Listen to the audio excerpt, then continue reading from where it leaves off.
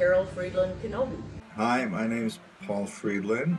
I'm 63 years old, and we've been down here for like 51 years now. It's just fun being down here. We do hunting, we do horse riding, we took care of cattle. Hi, my name is Alan Frydenlund. I've been associated with Frydenlund's Valley just about my whole life. My name is Eric Frydenlund. I'm one of the owners of Frydenlund's Valley. The valley was purchased by my parents, Harold and Maureen Frydenlund, back in the mid-60s. The first purchase was in May of 1966. The 80 acres bought from Benny and Alta Viam, and then several other parcels were purchased by other landowners out that way, such as Ordell Blagsfett, Wisties, Willie Wisty, and Henry Wisty. And then one piece was purchased by my grandparents. My dad started purchasing the land in about 1965, if I remember, and he pieced together lots of different properties. The valley has about 272 acres, and it's mostly woods. Maybe about 10 to 15 acres aren't woods. The valley currently is owned by, it's in the Frydenlund Family Trust. It's owned by the 4 kids of Maureen and Harold Frydenlund. We used to have cows and horses and chickens and ducks. There's lots of deer. There used to be a lot of grouse and pheasant, and those are starting to come back again. So we can hear them every once in a while. There's about 1 billion squirrels. There's rabbits. There are turkeys. There are eagles, turkey vultures, raccoons. No bears or lions, tigers yet. We've seen a badger out there. My cabin is a log cabin that's been rebuilt, but the original cabin that was there was built, I don't know for sure, but probably 120 years ago. There's a number of bluffs in the valley, one right above the campground where we stay. There's another big bluff down the creek right next to another great big bluff, and those are the main ones where the snowmobile trail goes across the land. And then there's another set of bluffs that aren't so prominent, but they're back in the woods. There are cabins out there. We have 3 cabins. The main cabin was built in the early 70s, and there was a log house there that we restored and rebuilt, and that is Alan's cabin. And then my brother Paul built the cabin up in the hillside. There are trails everywhere that we've made and that have been there from the beginning of time. In fact, the main road going in, we believe, was an old stagecoach road. We have hiking trails, and like Alan said, the snowmobile trail goes across the bluff. We use the trails for our golf carts, 4-wheelers, or just hiking.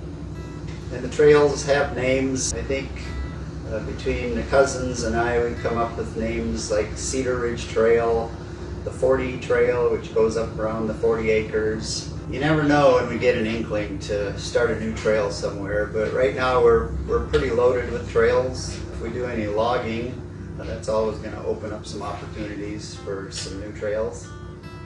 Just about every weekend during the season, May to September, November, we have people coming to the valley and getting together. Lots of family members come down, and we have campouts and get-togethers and work weekends where we try to accomplish something. In the spring, people like to fish and hunt turkey. In the fall, people like to hunt deer.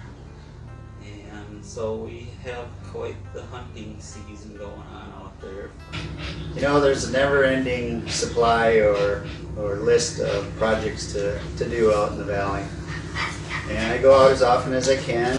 I enjoy the mowing and working on collecting firewood, sawing lumber, cleaning trails, just general maintenance of the place.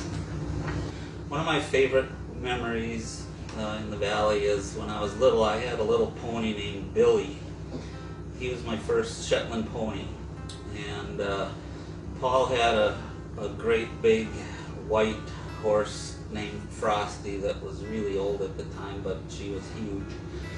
And so we would go down to fences by the barn, and then we would race back towards the campground. And so I would get a big head start, you know, probably 30 yards or so on Billy, and I'd take off running as fast as I could, and then Paul would wait for me to get way ahead, and then he'd give Frosty the go, and Frosty would come clomping up behind me, and you could just hear those big hoofs hitting the ground, and my horse was going clump, clump, clump, clump, and his horse was going call long, this huge hooves coming up. I thought I was going to die every time.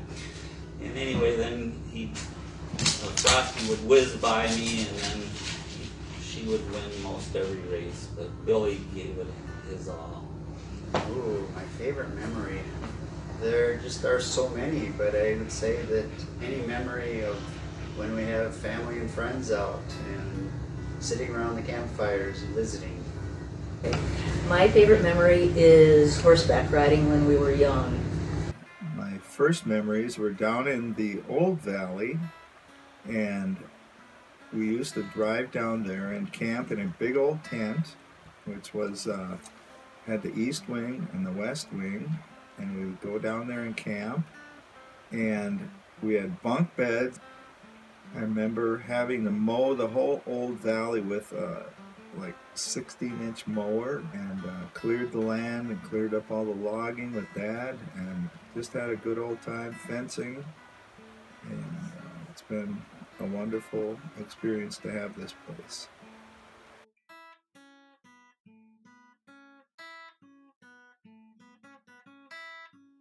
And a special thanks to Alan Frydenlund, Eric Frydenlund, Paul Frydenlund, and Carol Kenobi.